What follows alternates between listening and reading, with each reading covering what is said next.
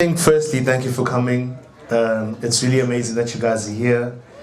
I think when I first thought about doing this, I think it's quite rare to get the opportunity to speak to the process, speak to the music, give deeper understandings around why things sound the way that they sound, why the way that they are. I think a lot of the times, if we have seen each other, probably in behind a DJ booth, and it was like something past midnight, so we don't really get to connect and share. So really, this is about connection. It's about understanding the music deeper. I'm hoping. I think the true wish for today is that when you, after this, and you go listen to the album, you go, oh my gosh, I get it now. You know, that's the goal, to do that. And along this journey, I've brought one of my bestest friends, Kagiso Tshepe. Kagiso and I go way back. Before we became friends, we were rivals in the slam poetry scene. Yeah, it's clear who made it and who didn't. So you are. We were the biggest rivals in the slam poetry scene, and then we found each other through advertising, and now we've been friends ever since. So I thought it's important to bring, because the album in itself does a lot of spoken word, I thought to bring one of the greatest poets I know to have the conversation with us today. Yeah, love you, bro. Thank you for coming. So I think to sort of kick things off, I came with like the very raw files from the production of the album, and this system is struggling to read them. So yeah, lessons learned. Cool. As I said, let's begin at the beginning of the track. Let's begin at the beginning of the album, and then we'll sort of circle back to where we're supposed to be. The pixels populate the pigments of my... A myriad number of ultraviolet pixels populate the pigments of my melanin. Pigments of my melanin populate the pigments of my melanin. The sun is out, and my skin is black. Black skin. Sensitive to touch, skin that speaks different, skin that can't say no to us, skin with kneecaps on it, skin with bullet holes gone too soon, skin, the moistest skin of my skin. All skin is the same skin, and yet the sun is out, and my skin is black.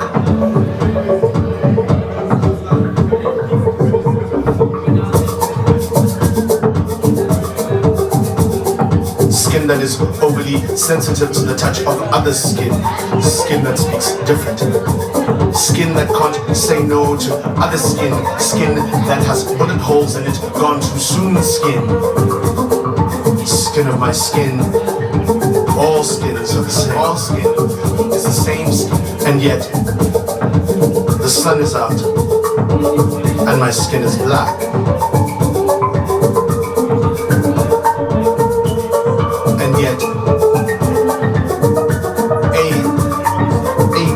Number of ultraviolet pixels populate the pigments of my melanin.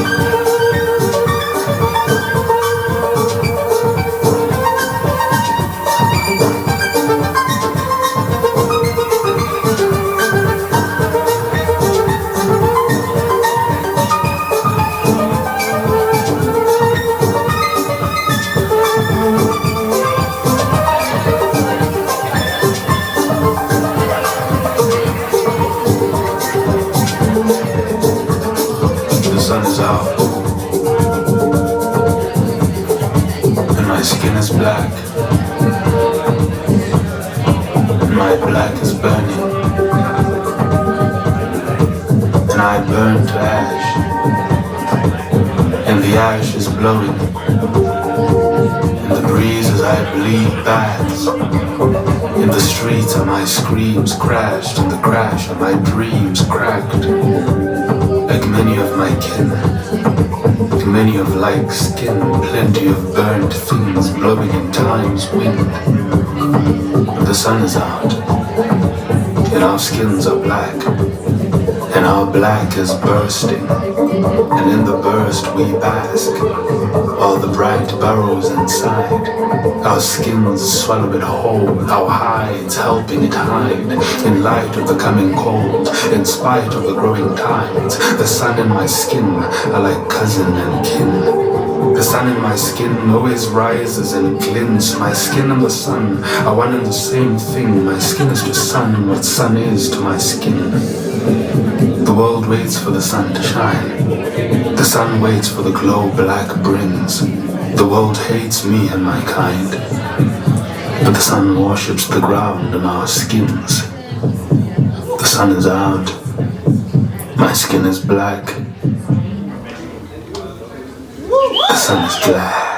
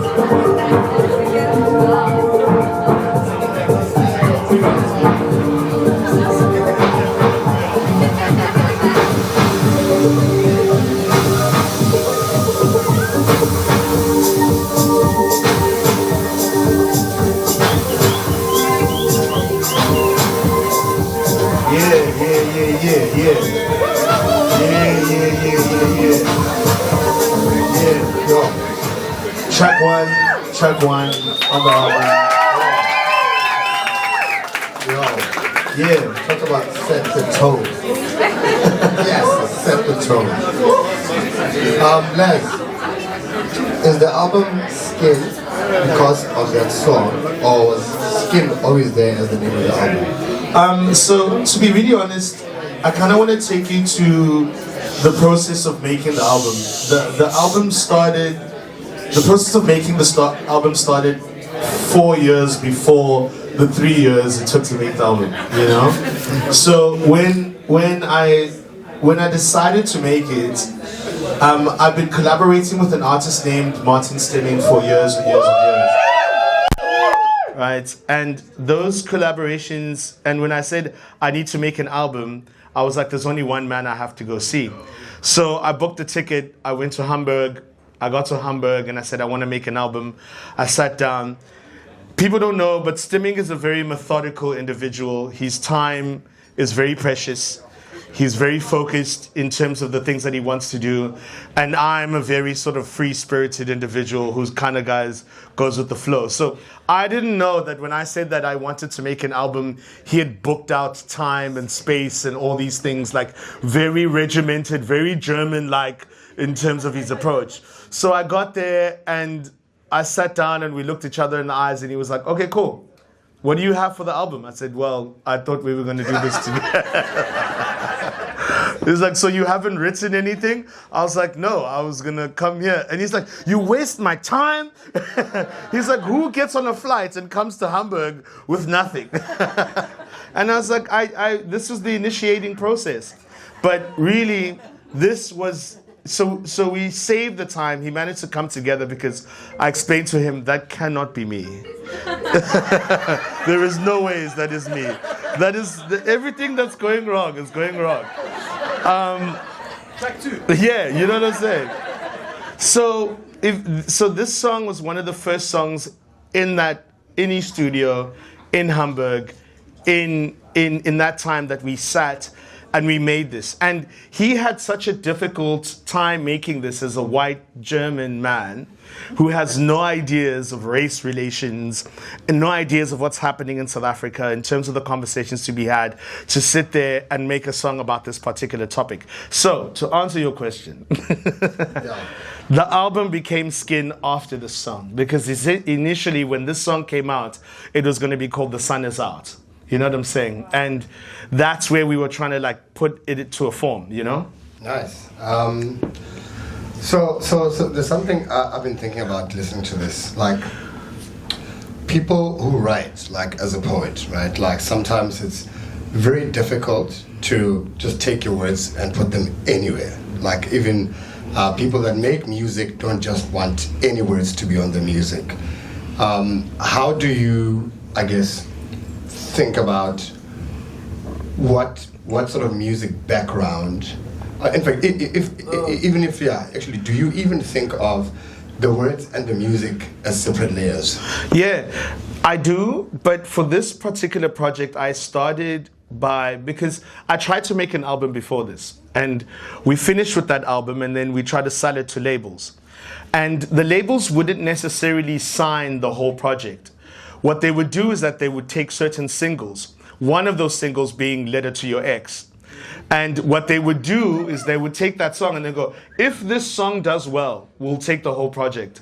But they never came back. You know what I'm saying? The song did exceptionally well. So I was left with an album that had bones in it, like the songs that people didn't want to necessarily sign. So when I decided to actually do another project, I wanted to be intentional. So I sat for almost a year writing poems, you know, and then every time I would write a poem, I would leave the names of the producer that I thought this would work with on top of those particular poems. So a lot of the songs had that approach. So by the time I was finished, I literally just sat down and I was like, okay, cool, I have the words. Who do I want to bring the music to life? And through that, then I started emailing certain people. Some didn't email back, which is fine. when you get the words, can you already hear the melody, the kind of soundscape you want for it? Yes, because for people who listen to house music, it becomes very much a mood kind of thing. So a lot of the times I'm consuming the music in the moment. I listen to a lot of the artists in this album to make this album before they had made the music for the album. Nice. I want to talk about poetry just for a second. Yeah. All right. We were very different writers in that I would just sort of like, you know, figure it out as I'm going, and sometimes I get off stage and someone says, it felt nice, but what did he say? But there's something really incredible about the way you write. Like, it's almost as if you learned an art of just distillation. Yeah. Where you almost find like one idea, and then that idea could be in a word, for example, skin. Mm-hmm. And then you just follow that thought, right? Like, come get your shit. You know? And that's just like the phrase, right? Yeah. But then you then double down on it, and you really just kind of focus on one word. How did you get to that?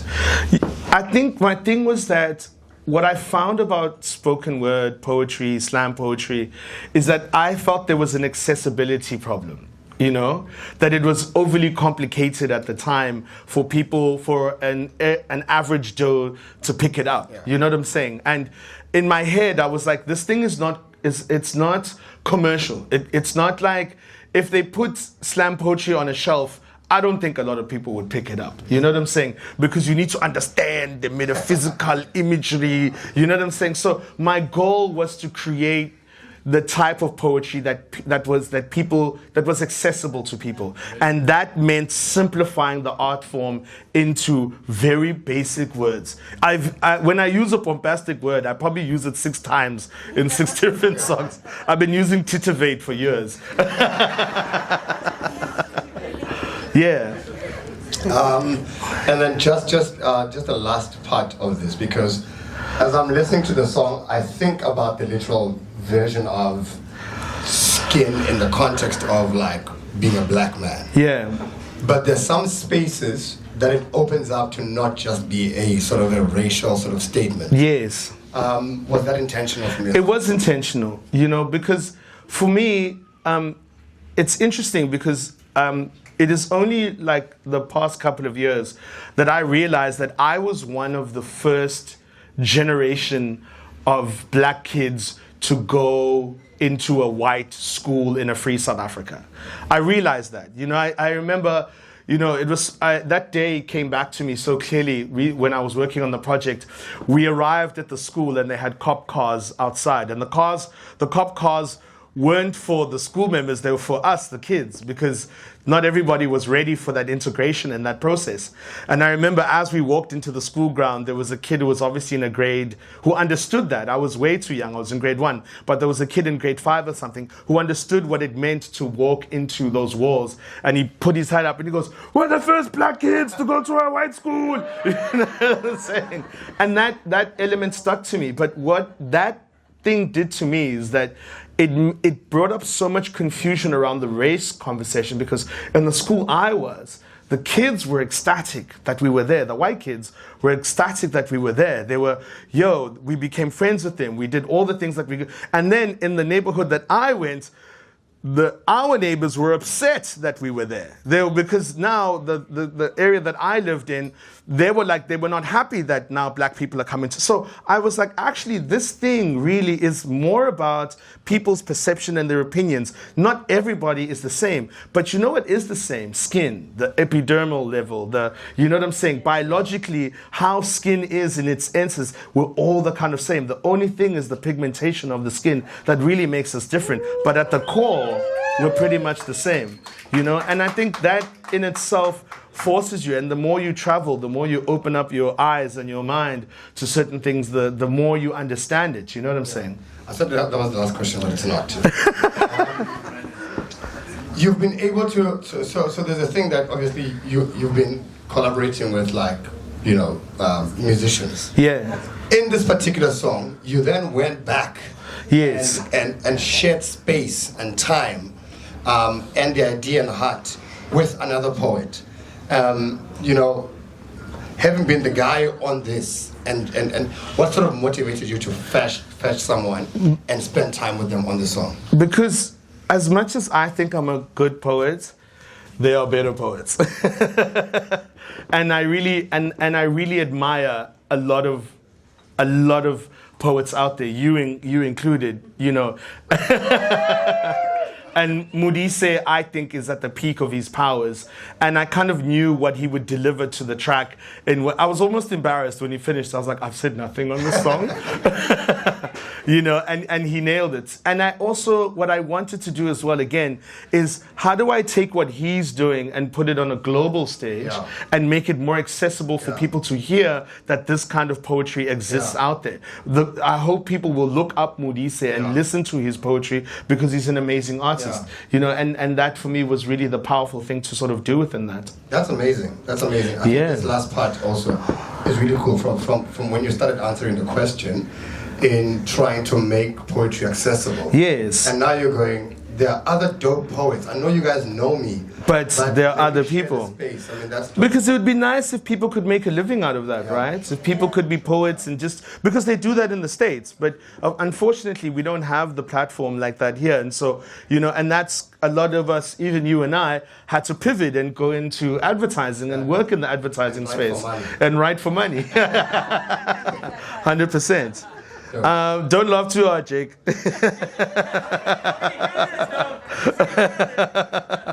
Cool. Should we go into the next song? Yeah.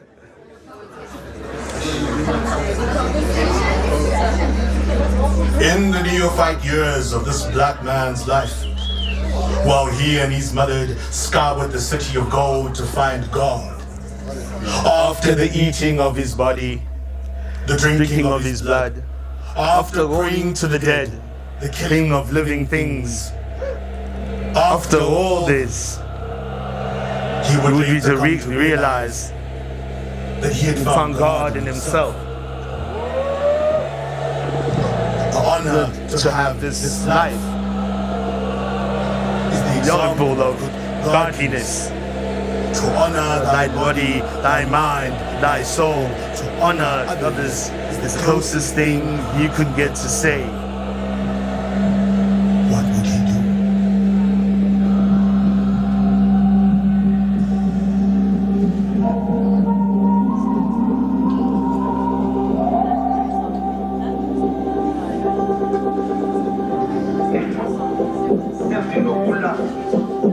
They searched in the five Great churches of Africa.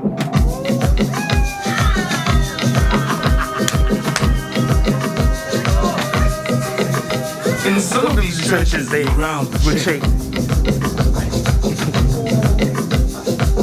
In some, they would Ululate in far deeper and unknown languages. In some, they would be tongue lashings, speeches in tongues. In some, they were regimental. In some, he saw things that made him ask the question, what would Jesus do?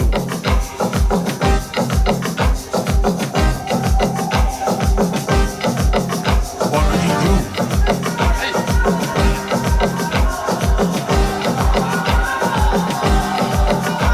he do?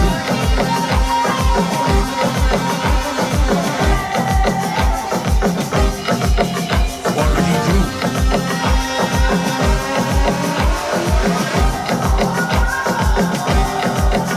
What would he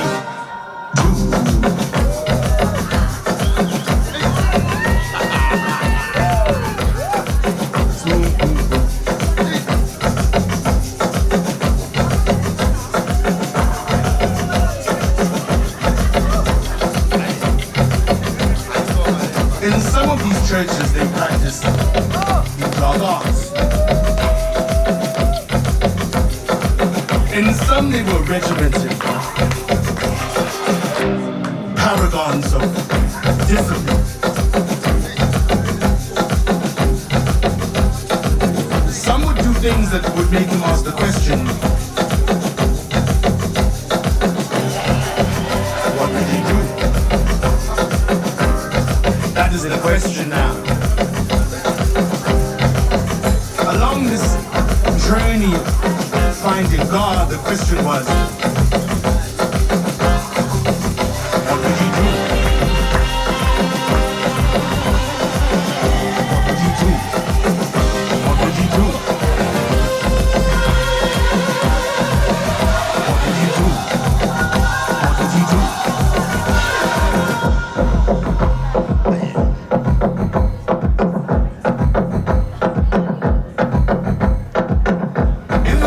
Churches.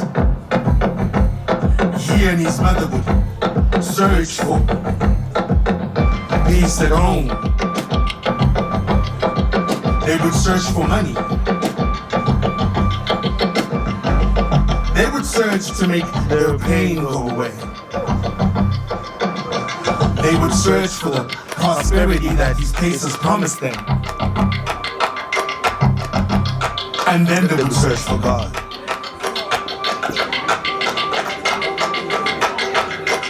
And then they would search for God.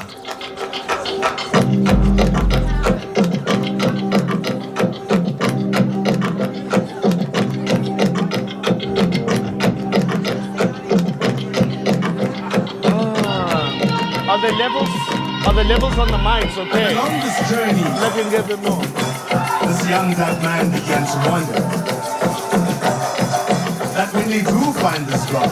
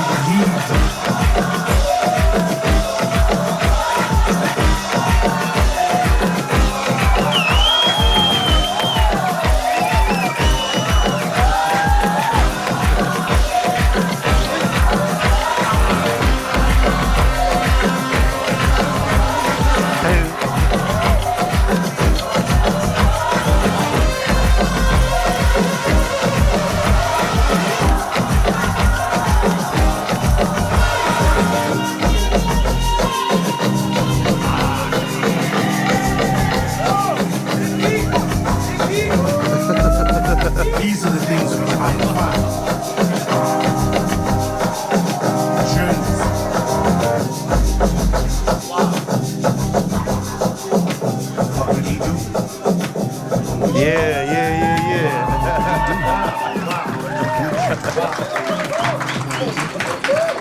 Yeah.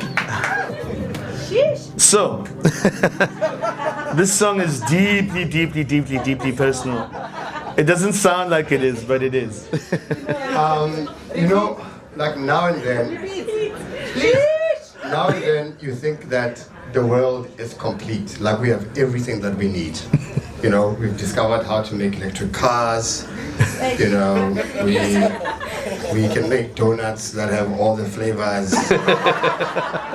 You know, like everything is discovered. Everything is cool. We are okay. AI. And then a song like this comes through, and then you go, damn, we didn't know that we needed that. The world needs this. You know, what happens to your mind when something as big as this, the first moment, Yeah. where something is, because this is a big song, like it feels big. Yeah. You know, like what happens to your mind when that moment, when that idea lands? Like, how do you feel, like physically? It's crazy. I think before I get into this track, Boogie, where are you, bro? I wanna invite the very white boy who made this song to come sit next to us. Get up here, Boogie. Boogie Vice. Yeah, get up here, bro. I just would like Boogie to be here because I think there's such an interesting process that we went through with the song. This track was something I've been meaning to touch on because religion was it played a role in my life in a very interesting way. We can share it. What happened was home was a bit upside down, you know, at the time. Like I think there were a lot of things going on in my family life that were a little bit unbalanced, you know, and my mom's way of trying to find meaning and way was through religion. So in finding this religion, my mom took me to every single church under the sun. We did Methodists, you know, which were my favorite because the Methodist church is an hour, we're done. Eat the blood of Christ, go home. That was my number one. That was like, when we went to that church, I was like, this is where I want to be, you know? We did Catholic, we did Zionism, we did all these things. And then we ended up at one particular church that I don't want to name because I don't want to I think this is a sensitive topic for people. And what happened in that church is that church had two things that was going on there. The one thing was that they exorcise demons in the church. You know what I'm saying? So you get there and guys are going shabba and then pulling demons out of people. And the second thing that they were doing in that church was that they were talking about God's miracles in people. So guys would go up at the church and give a testimony. They're like, oh, I woke up one day and there was 100,000 rand in my bank account. God provided. And with that 100,000 rand, I bought these trucks. I have a fleet of trucks. And so that got everybody duped into that whole process. So having experienced these different ways that these churches would operate in a sense, the question came to me that if our Lord and Savior were to come onto a good earth, would he do the things that these churches were doing to his people? You know what I'm saying? And also what I came to realize is that people weren't looking for God. They were not looking for Jesus. They were looking for salvation from the problems that they have. These problems were economic. These problems were homebound in terms of what's happening in your home. And that's why in the one song, in the part of the lyrics, I go, we searched for all of these things. We searched for prosperity. We searched for Savior. And then at the end of that, did we try and find God? And that was the thing and the message that I wanted to get through in these songs is that though we flow and we go into these things, what is it that we are searching? And what would he do if he saw us in this space? So yeah. But that idea needed a sort of powerful kind of song to support that. And Boogie kind of is the one who sort of set up the record for that. And I just want to say to you, Boogie, when I gave you this vocal, which obviously Boogie's not a deeply religious individual, also in some ways is coming to try and understand South African culture in these ways. A lot of the elements in the song that are there, the ululation, the tribal elements that are in there, are things that Boogie did. I would go away, come back, and I was like, yo, Boogie, how did you know to put this little bit of vocal at the beginning of the song and those things? So my question to you is that, what was your process? How did you take such heavy lyrics and then use the beats in terms of putting that stuff together? Hello everyone. So firstly, the beats existed before.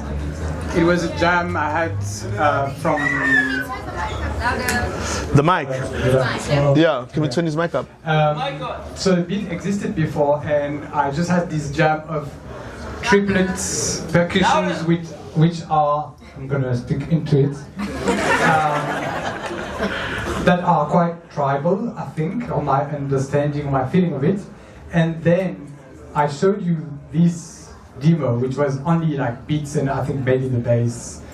And then you put your words onto that. Then I understood where you were going about the religion and like the whole meaning, even though all your songs, I don't think I understand everything. Most of it, but I'm probably missing some parts. And I went onto YouTube, if I remember, and I just searched for all the religions in South Africa, and I like sampled some parts of chants of different.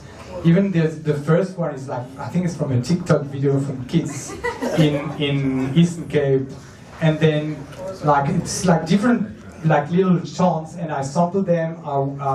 I made them fit into the rhythm of that beat that you wanted to use.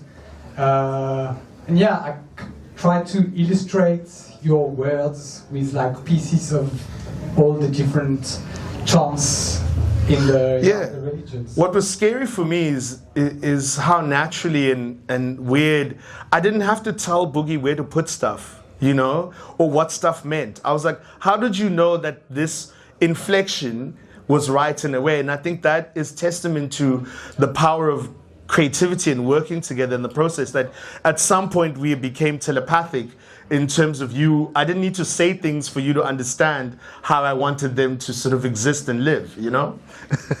Yeah, but I think it's also a bit of luck. For me, from my side at least. And yeah, because I don't understand everything that's happening in those chants as well. Yeah. Just put them where they were making sense more musically than for the world, once again. Great. Yeah, I was just lucky. Yeah, I just realized, I need some lottery numbers from you, like later. Because if you can nail that, there's a few other things you can nail in that sense. Yeah, Boogie, and how do you, like, what is your connection to the song? What is it that you love about it the most, you know?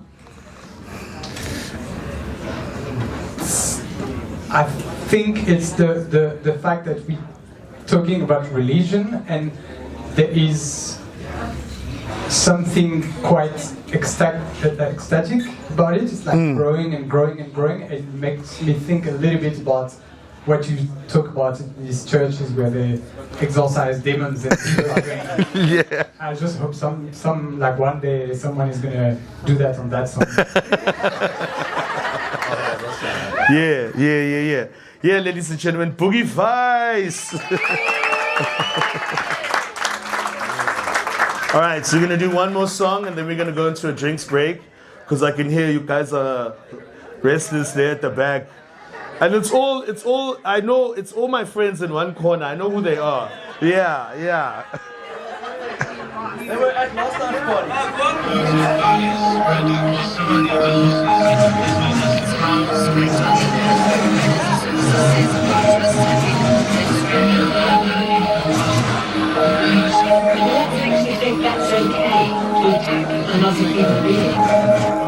In the suburbs, it was my black skin.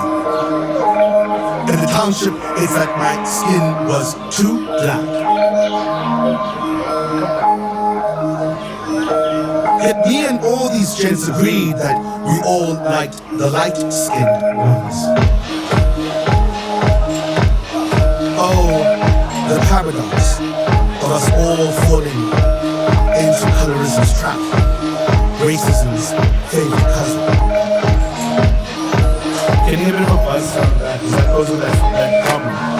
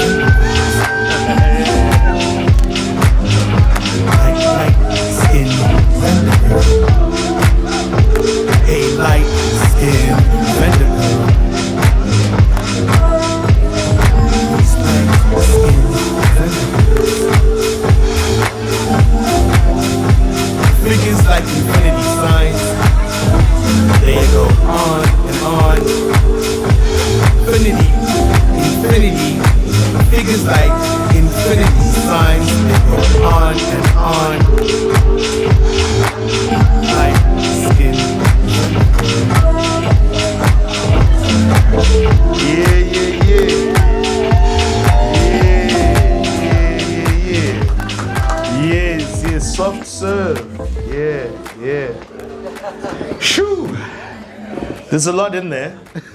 Yeah.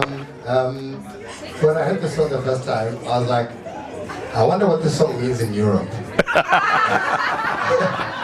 Do you have to explain Blender Girls what that is? Yeah. How did you get there? Talk to us about the song. So I was. It's a bit weird. I'm cool to talk about it now, but I guess I was bullied a lot as a kid about the darkness of my skin. You know, and if you grow up in the hood and you are way too dark, the kids will remind you, you know. So that was a very difficult part of like my upbringing, my growing up, and the things that I processed, you know. And so one day I was in high school and my friend said to me, he said, you know, you should stop feeling insecure about this, because the only people that are not dragging you for being light-skinned, for being very dark-skinned, are girls.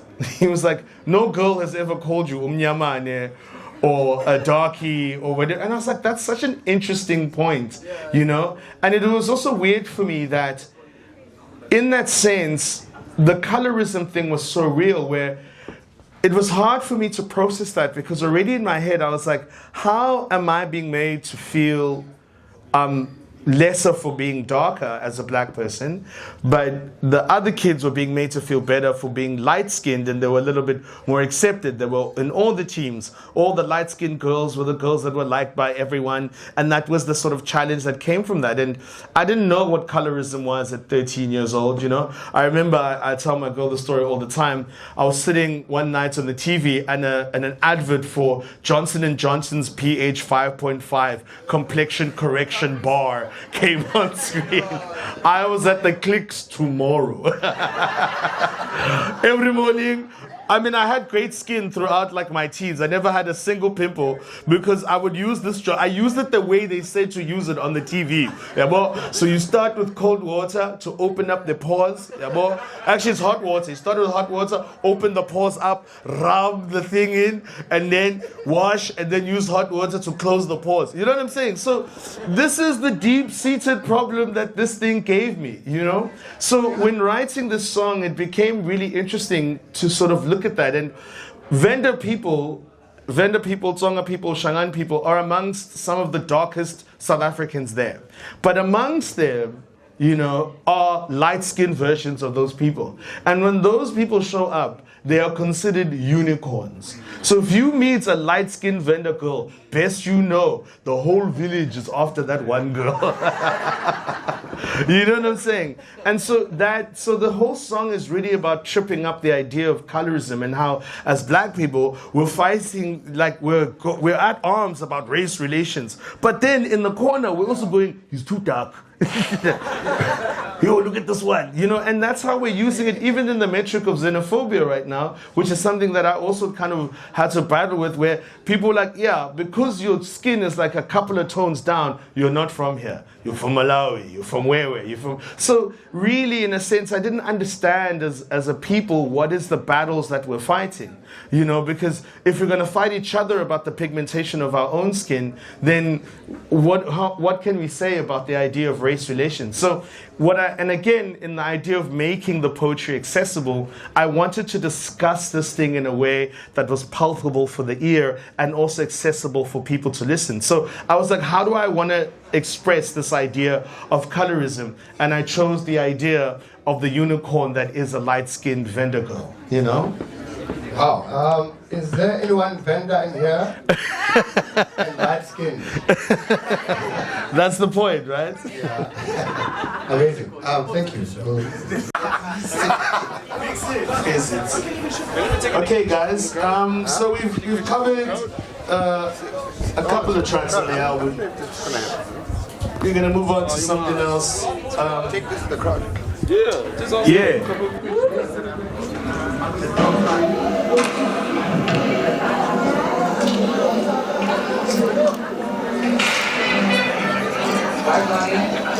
Just want to do this. We can at the end. Yeah, at the end. I think at the end. Often in the nightmares of a home where the ruler is a god of war, love felt like an unattainable dream, a distant thing most unachievable.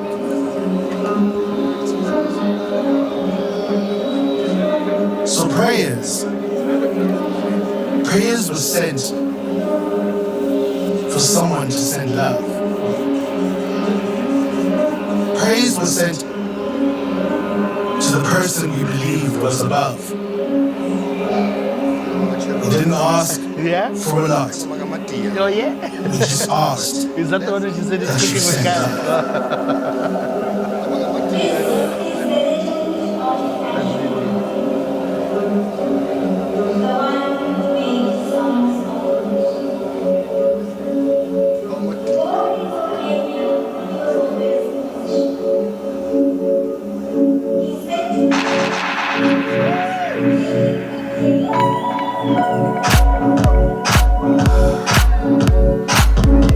Send love. Send love, for there is none here. None of this love is here. So send love. Send it packaged like a bouquet of hugs. Send love. Love knows we need it. Send love. Whether it is from above, in the deathly hallows, or from below, from wherever, from who thy art, send love. Send love, for there is none here. None of this love is here, so send love. Send love.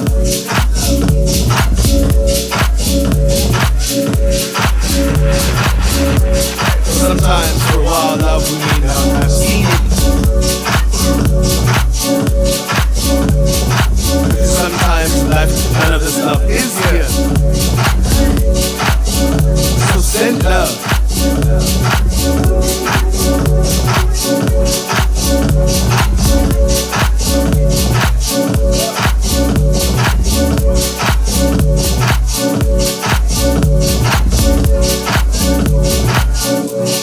Send love, for there is none here. None of this love is here, so send love. Send it like a packaged bouquet of hugs and kisses. Send love.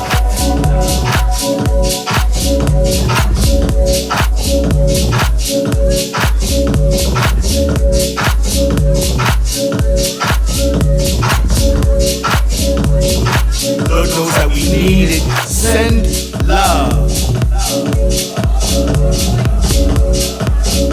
Whether it is from below in the deathly hallows, send love. Even if it's from above, from who thy art, please send love. Love knows that we need it. Send love. Send it so we can feel it. Send love.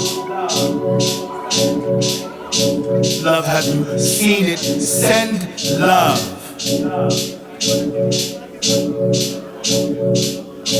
Love knows that we need it.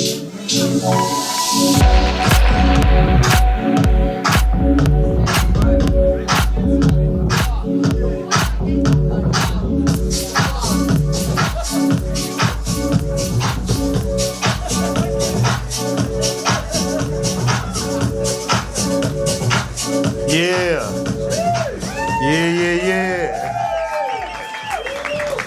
Proud of you, Laz. Oh man, you're here. I saw you walk into the door. I'm glad you're here, boy. Send love. I want to ask you something. That's what you're here for. Yes. When I heard this song, it kind of like took me to just even the idea of send love, right? Because as I'm hearing it, now it's kind of opening up and moving from what I thought, or at least where this thing lives in culture. So, you know that thing where you go sending thoughts and prayers? Yes. And it's kind of been very ironic, right? Yeah. Because like someone would have gone through like something heavy and someone going, Sending our thoughts and prayers. You know? Yeah. And I found that like, you know, like we all go, oh, come on, man. You're not going to help. Send money. True. Yeah. But I think in this particular track, it takes that sort of ironic Moments, yeah. and really kind of gives it some depth. So can you talk about that a bit? This song is laid in the way that you're mentioning it as well, because sending thoughts and prayers, actually send love, come through, give me love. Yeah. And you're right, that love sometimes is money. My problems are monetary. But it's laid in that sense, but also deeper in the sense, the song is for really it was a reflection of really of my mother and my siblings. And as I said, like I think it gets easier to talk about these things the older you get. My pops had a bit of a streak, like a mean streak in the household, you know, where he was we were not a fan of his, you know, he was wild, he was violent, he did a lot of things. And in that time, it felt like the love wasn't there in the home, you know, and you kind of sit and you imagine what love would feel like. And that for me was one scenario, but I imagine that for us as people, there are a lot of moments in life where it is like that, where it feels like that the love is not in your home. And so when I made the song, I made it for those very distinct moments where you need that tenderness, so it feels like the love in your life isn't there, and all you're asking for, you know, is for people to send love. And even in the lyrics sometimes, you know, it's send it like a bouquet of hugs and kisses, because sometimes that's essentially what we need, you know, a hug or a kiss from a loved one to just like sort of find you and balance you out. So that's the deeper core layer of that. And at that moments in my life and time, I was like, can someone just put love back into this house and make something feel something? And I wanted to make that song for people out there who go through those experiences, that this song could answer to that. And it made sense to go to Dwson because he produced this kind of song, you know? And I also think from a level, there's an emotional level to deep house that South Africans approach that the world can't necessarily connect to, and that's why we love it in the way that we do. Yo, guys, we love deep house. Hey, yo, we love deep house. We love deep house. And so it was, and I knew that like Dwson's ability to tap into emotion would be super amazing in that sense. So that combo kind of came together. But and that's what I'm saying. It's so nice to sit with you guys, because you guys were just like, yeah, Les just needs love. He needs a girlfriend. But which I do. Yeah, that's my baby. But I think the important thing there is really about the many forms of love that we need and how we need it. You know, yeah. It's beautiful. Yeah. This I guess the subject matter there isn't necessarily about what I'm about to ask you, but I think in sort of your body of work, love has always been quite a theme. You know, it's also made like young love almost easy, where, you know, like as a young guy when I was 22 or 20 when I met you, like I kind of had a vocab almost of relationships. Yeah. Like how important is that idea for you? It's super important, because, and I said this the other day, the thing that I've come to realize about love is that love becomes difficult if you're constantly seeking for it to be reacquainted all the time, like to be loved back on a consistent thing. I've found joy in loving the fact that I love people. You know what I'm saying? There's a beauty in that moment that I love you, and because I love you, I'm okay with that. You loving me back is a bonus round. Like, thank you. Great that you love me too. Wonderful. Come here. And that's my perspective. And I think we all have different needs. You know, I think we speak about, what are those things? What's this? There's 5 of them. The languages, yes, of love. Yeah, yes. People have different need states. But as soon as I began to understand that for myself, that loving is the thing that I enjoy, is that the thing that I love most, then it became important for me in every single time, because all the people that I love them deeply, and I'm comfortable in that love because I love them. Thank you. Yeah. Sick. Yeah, I think I don't want the people who actually know me to come up to me and think, yo, Lazzy, you're so deep. There's nothing deep here. Sick. Let's go to the next jam. Da, da, da, da.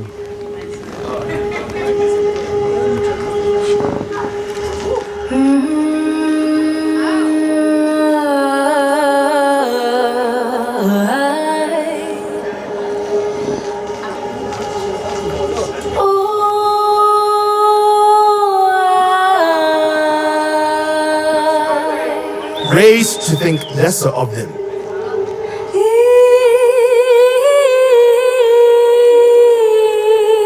Raised to put them in their place.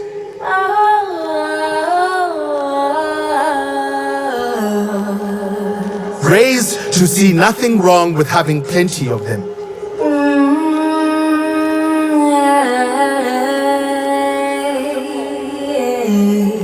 Raised to objectify them, object every single one of them except your mother.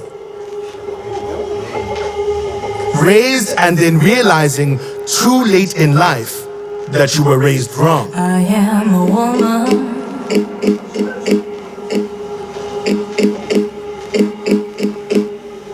The gift that is a woman in our lives. These delicate treasures.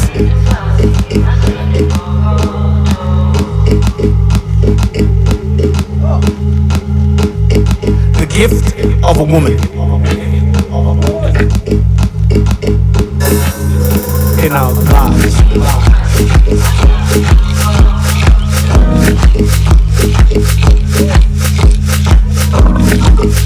In our lives. In our lives. In our lives. In our lives. In our lives. In our lives.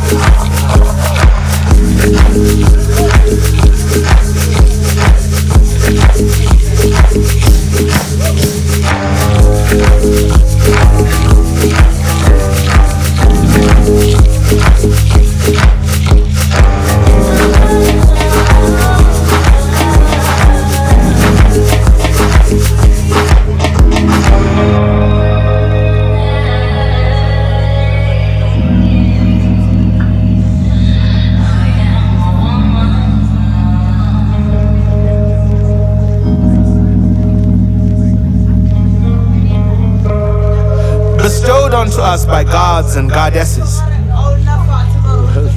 these priests and priestesses, these queens and princesses,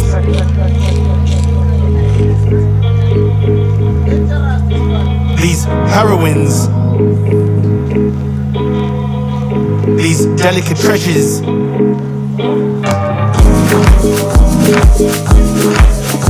The gift that is a woman, forever present in our lives.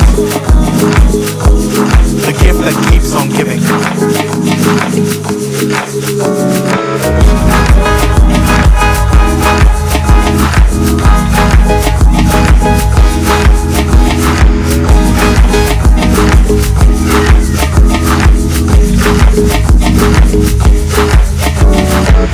These goddesses, these priestesses, these queens and princesses,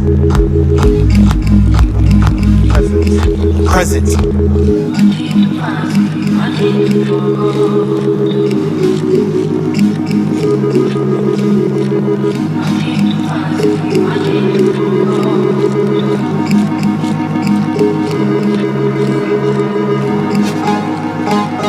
Unlike their counterpart, they are always present, the gift.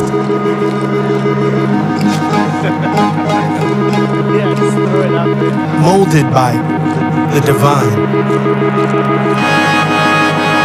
The gift of a woman. A contribution that is finite. Forever giving life. Infinite. The gift.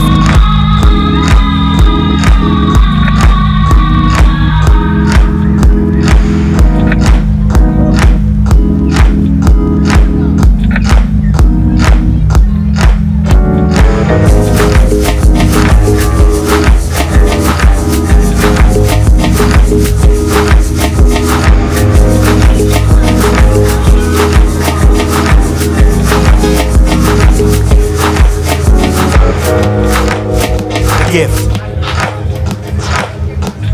These goddesses, these priestesses, these queens and princesses.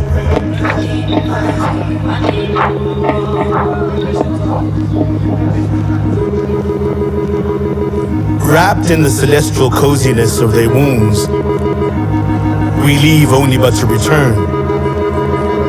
Return to the infinite nature that is female energy.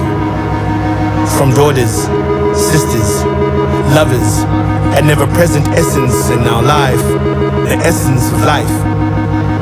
Leadership emanating, drawing from greatness. We will always hurtle towards you. Woman. Woman. What a gift you are. Faz.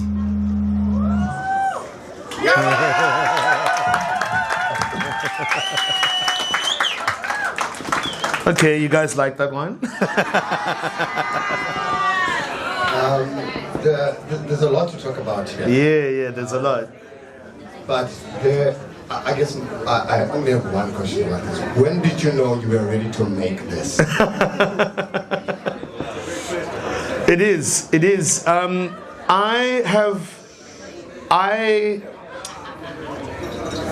It's no secret, in my honest opinion, that South African men have a very complicated relationship with women in this country. You know? And on a lot of occasions when we look at the news, when we look at the things that are happening in this country, it's a bit sad, and I wanted to find a way to talk about this in a way that is, accessible, in a way that allows people to invite themselves in. But also, what I want to say about the song as well is that for me, this song is a double entendre. Because at the beginning of the song, I speak about the way that I was raised in my beliefs in terms of how I was taught to treat women. And then I speak about how that kind of changed. But South African men are always doing this to women. Whenever there's a sort of motion of struggle and uptour, we always, there's always empty promises in our sayings, in our words, which is what this song is in a sense. It's you're telling women that they're a gift, but the way that you're treating them is not like as if they're a gift. You say wonderful things, but you do horrible things. And so the song, in a sense, is a tandem dance between those two things. But it's a double entendre because it's also a celebration of women, in a sense. So I wanted the women to be empowered when they hear the music, to go, I love the song because it speaks to me deeply, because a lot of the things that horrible men say about women are true about women. You know what I'm saying? And a lot of things that good men say about women are true. So in a sense, it's really that balancing act of finding a way to talk about a thing. And that's why the intro for me is the most important thing, because it's a reflection of the things I was taught as a guy. Like one of the lines is, I was told it was okay to have plenty, have more than one girlfriend, have all these things. Like it's okay to press, and then you realize and you grow up, and usually it's through love and relationship and spending time with a woman that you learn these kind of things, but not everybody is learning them in that sense. So it's a double-edged sword, the song, in a way, but that was the meaning that I really wanted to come across. And the intro is what for me is the spiky thing that leads into the song. Yeah.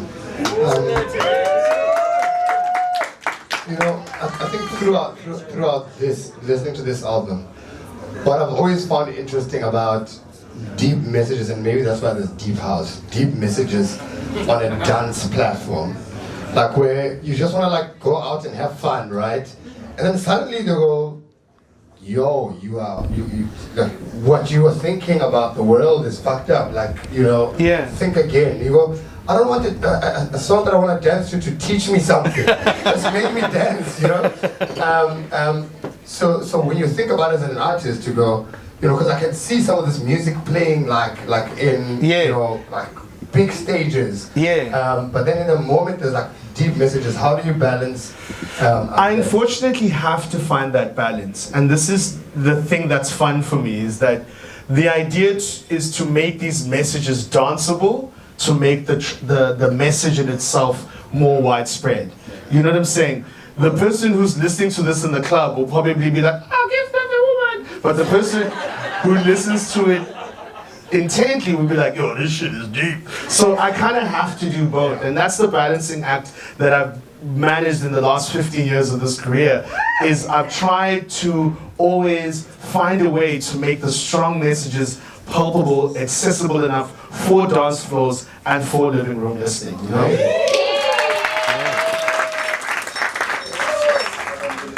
Okay, now we shall move on to the next song.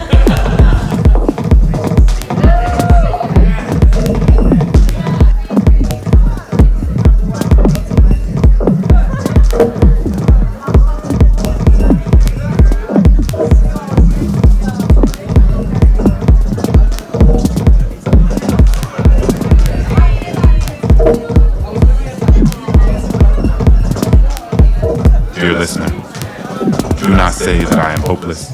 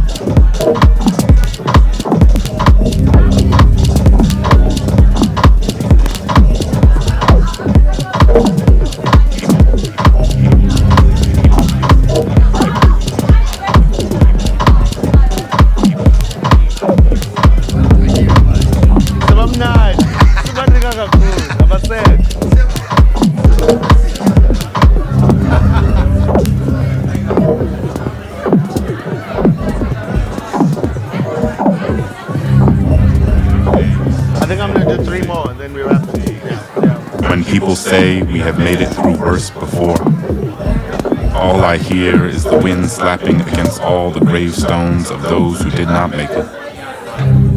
Those who did not survive to see the confetti fall from the sky. Those who did not live to watch the parade roll down the street. I've grown accustomed to a lifetime of aphorisms, meant to assuage my fears. Pithy sayings meant to convey that all ends up fine in the end. But there is no solace in rearranging language to make a different word tell the same lie. Sometimes the moral arc of the universe does not bend in the direction that comforts us.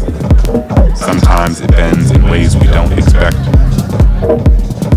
And there are people who fall off in the process. Please, dear listener, do not say that I am hopeless. I believe there is a better future to fight for. I simply accept the possibility that I may not live to see it. I have grown weary of telling myself lies that I might one day begin to believe. We are not all left standing after the war has ended. Some of us have become ghosts by the time the dust is settled.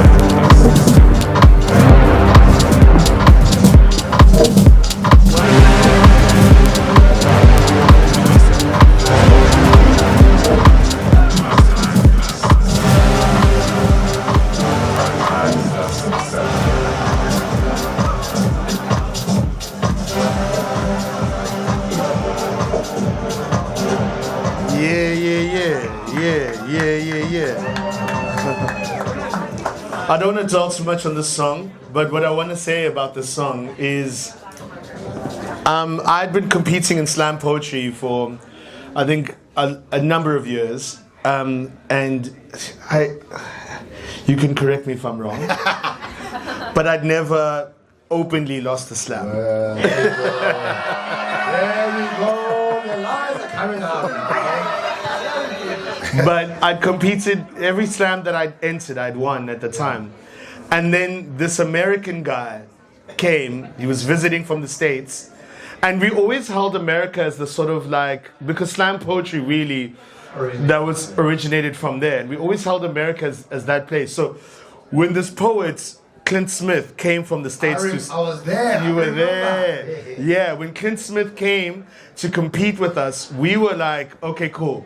It's time to show ourselves against the best of the best. I lost. But I lost with respect and understanding of a craft. And I asked Clint Smith, I was like, I'm making an album.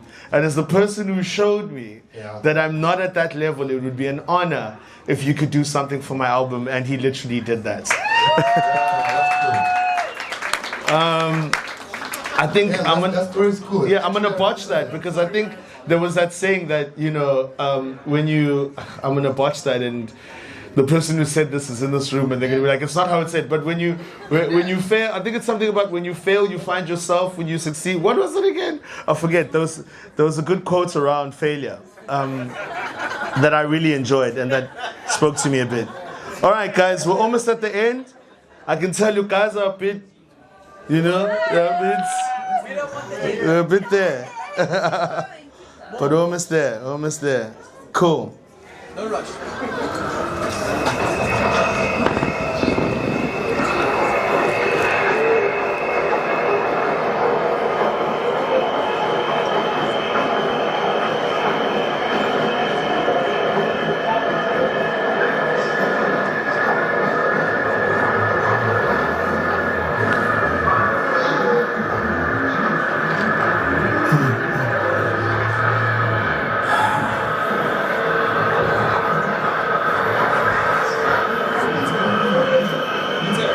Okusalayo akusiwa lana lona. He is not from here. He may look like one of us, but akusiwa lana lona.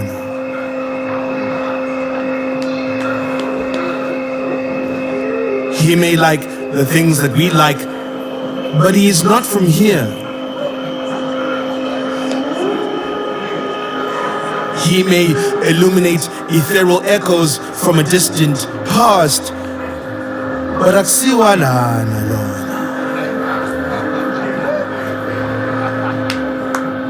He's not one of us.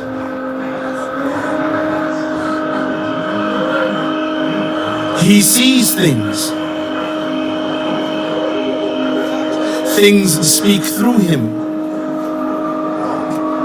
He is the vassal, a medium at a waltz with the voice, umkito of the mind, kodwa okusalayo akusiwa lana lona.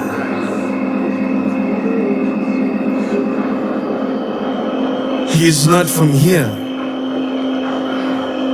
He's not one of us. Akusiwa lana lona. He's from where they draw borders, where they've chosen to speak tongues that are not of our own.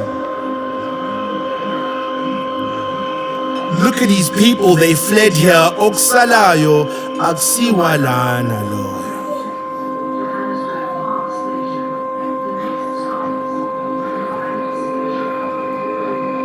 Ask him what an elbow is.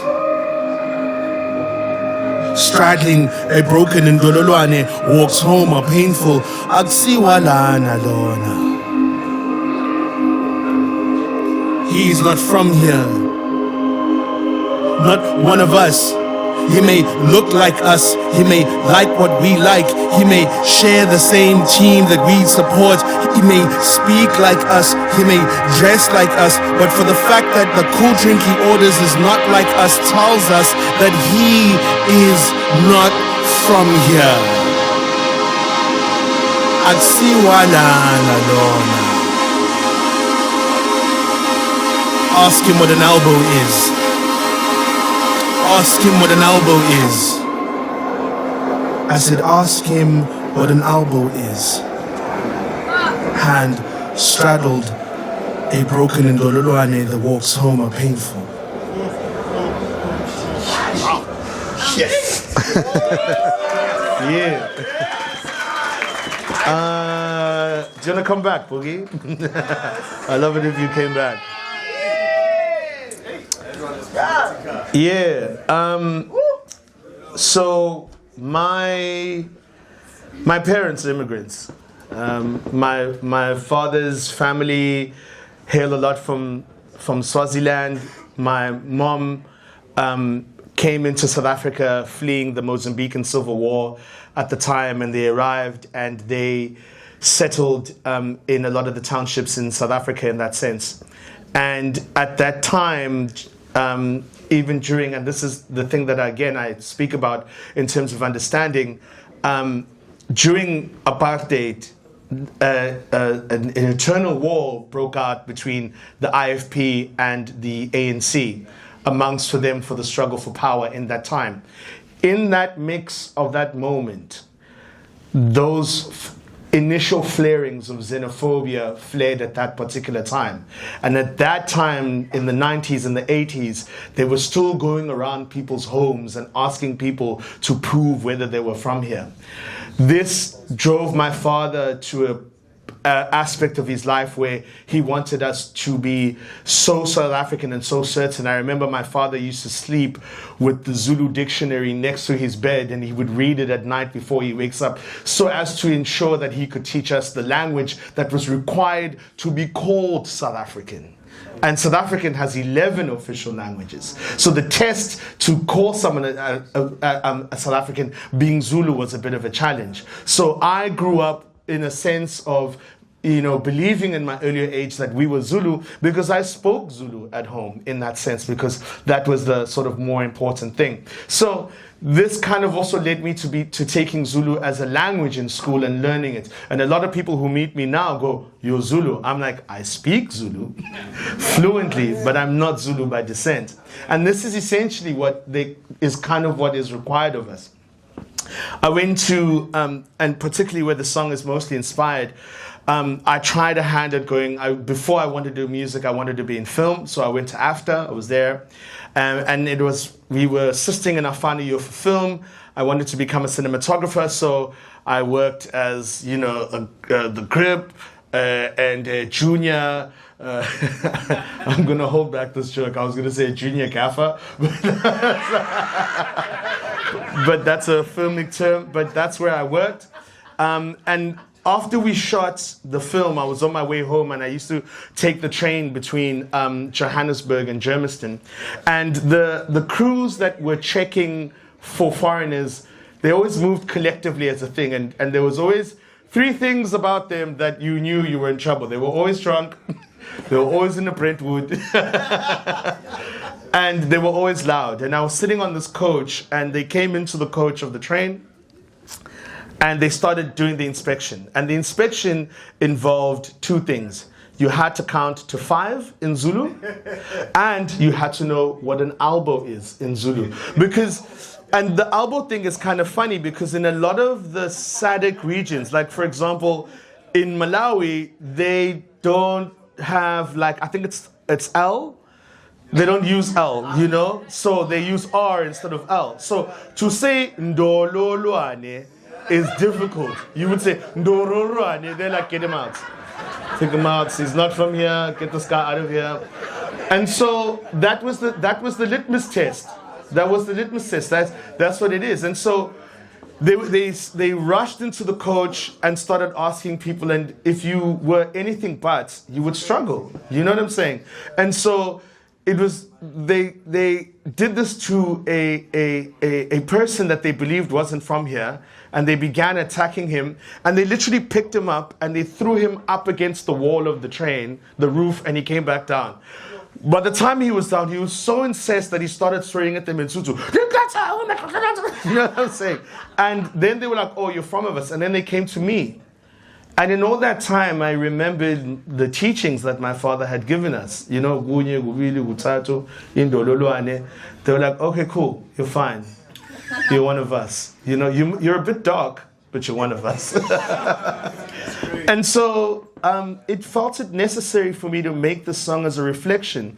And it's interesting to me, the flaring up of xenophobia in this country, because to me, it's almost a political tool that is almost used to enforce a level of regime change. If I look back, and this is my opinion and perspective, every time this has happened, there's some strife going on in government somehow. The last one was when they didn't want Thabo Mbeki as president, it flared up. Then they wanted Jacob Zuma as president, it flared up. And now whatever the mysticism is going on, and it's actually doing us a disservice because we're the most loving, most inviting country in the world. So it worries me in that sense, you know what I'm saying? So, so Oksalayo is a reflection of that. It's a reflection of that experience.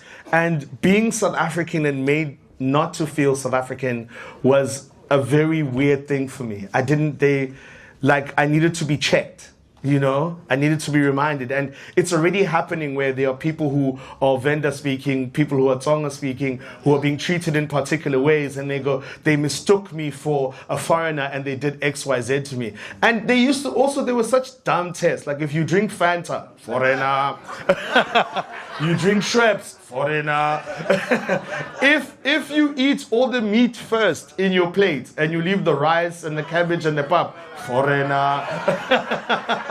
These things became absurd, but you know, I've invited Boogie back because I think there's a very interesting process that you got about making the song. How did you, because also what we wanted to capture in the song was this idea of night, evening, and horror. You know, that the scare, the theater of this is really what we wanted from it. And I wonder if you just give us some insight in terms of how you got around into making some of the sounds in this track. So, firstly, I really, really wanted that you had a track beatless for the album, because everything was kind of like housey and with like danceable-ish beats, and I thought it was very important to have at least one track without any drums, any beats, because to me, poetry is felt a little bit like heavier when there's like no drums under it, and so for that particular song, because of the topic that when you told me the story, that really moved me. I wanted to soundtrack the story you told me about. So I found some night-ish sounds that follies, we call that could represent when you waiting for your train. I went to sample again on YouTube the Harten train songs, so it's like the real one. Yeah, coming from France. and then just some pads to add some kind of like suspense. It was more like a soundtrack of a movie scene. Yeah. Took us through. He had this little device which is like, it looked like an egg, and then it had like an antenna that came out of it, and then when you brought your hands closer to the antenna and you moved it up and down, it went woo. Yeah, some mad scientist. But that was really wonderful, and I appreciate that, man. Yeah, but really it was for me so important that one song was without drums, and I'm so happy that it was this one. It's quite a heavy one. What a nice one. Boogie voice! Sick. Alright.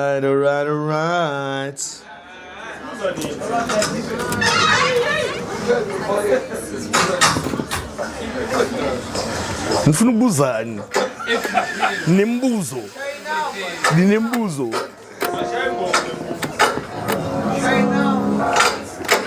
She told me you were coming. Coming from the past, blazing future forward. She had told me you were coming. Running like molten lavas from mountain tops. You were burning. She told me you were quick, cunning, that you confident that you would speak whatever thing was on your mind. She told me you would be like this. Pretty. Intelligent like no one I'd ever met. She told me that you would say these things. Funny. I like the eyes on your face. She told me that you would be there one day.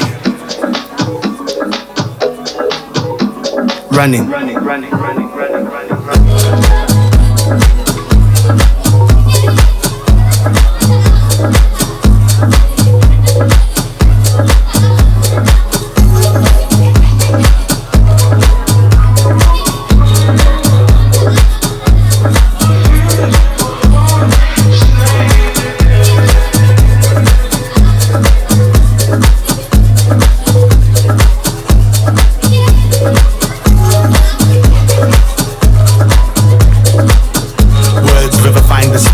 This is where we find ourselves. She told me that you would say these things.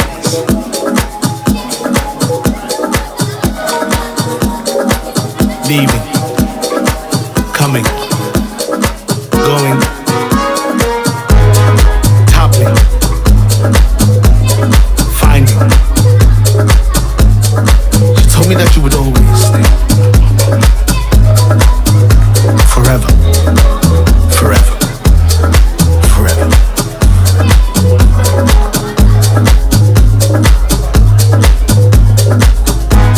She told me you were coming. Running.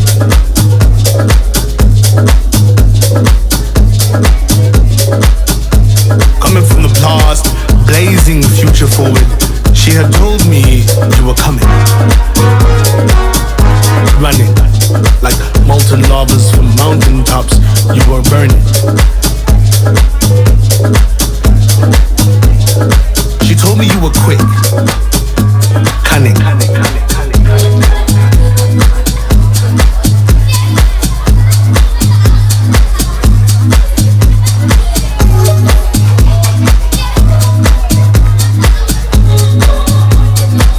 Running.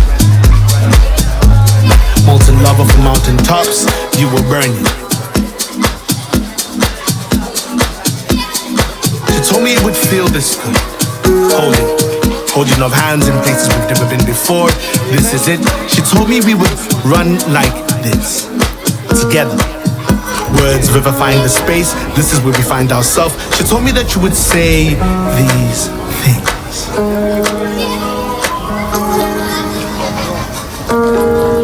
Leaving, coming, going, toppling, finding. She told me that you would always stay. Forever.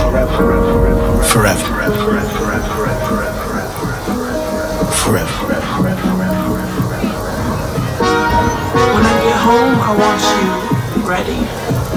Ready like I just started cooking and you set the table already. Like we've been talking for 6 months. Maybe we should go steady like it's bedtime. And instead of grabbing your teddy, you taking me. And best believe I'd follow you to the ends of the earth, let alone your bed. But this ain't that type of poem. When I get home, I want you ready.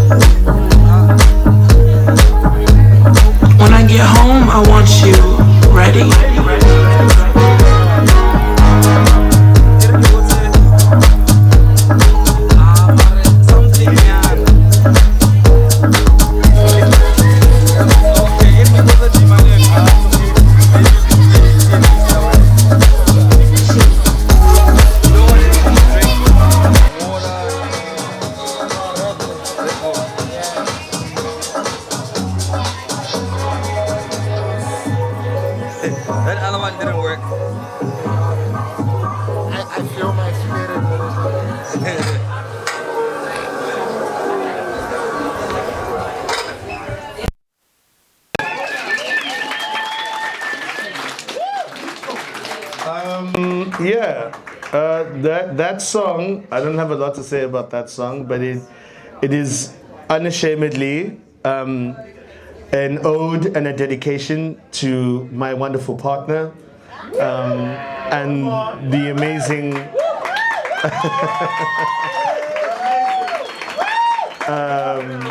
the patience she's had with me over the last 3 years, 4 years of making this album, waking up in the morning to discuss it with me, waking up in the evenings to discuss it with me, unease, my angst, you know. So, and a lot of it is just discussing her and things, but also it's also about love. It's also about finding the person that you want to be with for the rest of your life and doing all these things and the steadiness of being in a good relationship. And I hope that when you listen to it, you can find that ease and that, and it's cheesy. It's basically R&B, basically. Yeah, that's what it is. That's what it is.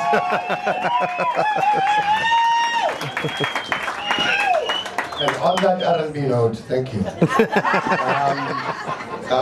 Les, man, thanks for, you know, there's a movie, there's a book, there is a trip that you take, and now and then for someone in their life there's an album that opens up a whole new world, that teaches them about music, about writing, about feelings. And I have no doubt that this album, you might never meet this person. We might not know who they are and when will they find it. But this is a body of work that one day, one kid somewhere is going to find, and it's going to open up a new world.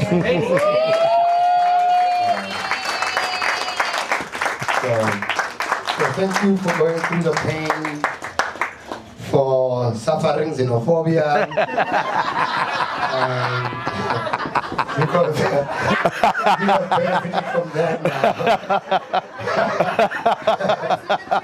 You know, so thank you for suffering so that we don't have to.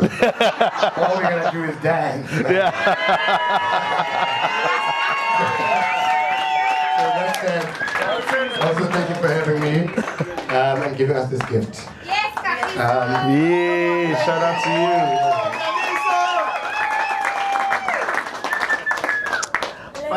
So I'm gonna play this. I haven't gone through everything on the album, and I'm hoping you guys will go back and stream it and find it in your own moments in your own time. I'm gonna play the last track of the album, which for me is more about, I wanted to end the album in this way because I wanted to show you guys where I'm going next as an artist. You know, like when you watch those Marvel movies and then the credits roll and then they show you, oh, who's this? Oh, Superman, you're here. You're in the room, you know. So that's what this next track is.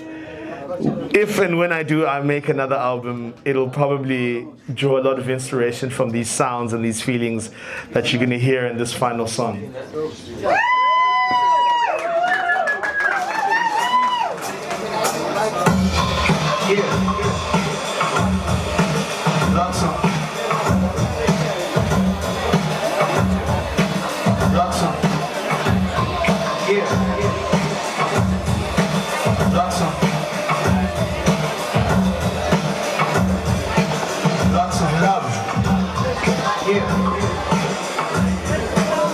Reminiscing of the hours just before.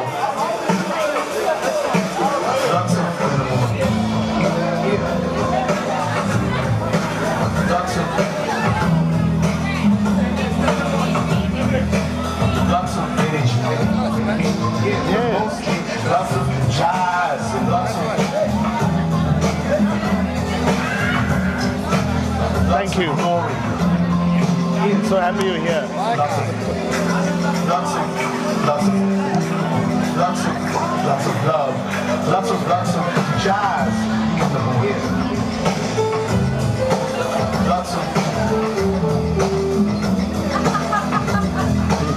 Lots of jazz in the morning.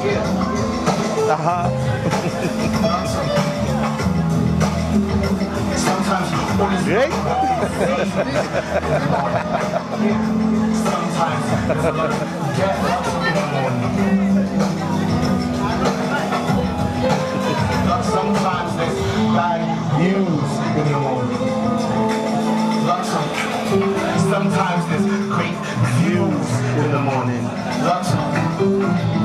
Sometimes only just a little deaf in the morning, but sometimes, always, every time, there's lots of jazz in the morning.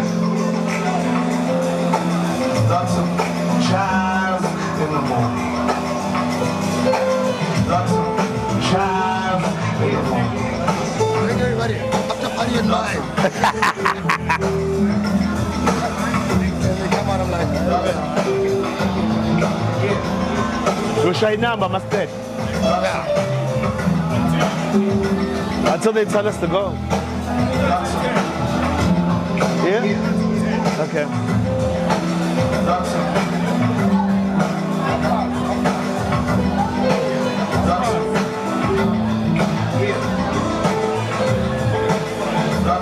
Even when kids are dying in foreign lands in the morning.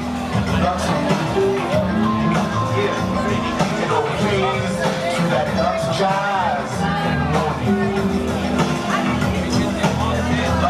Oh, nice. Cool. We fight before we spoke, but there was jazz in the morning. Mhlawumbe ngizodlala nawe. We kiss me up and over, no goodbye in the middle of that jazz. Thank you so much, guys. Thank you for coming. See the album. We're gonna keep playing music, so stay for the bar. If you've got any questions, I'm around. Let's chat. Let's take photos. Let's enjoy the moment. I appreciate you all coming. Shout out everyone.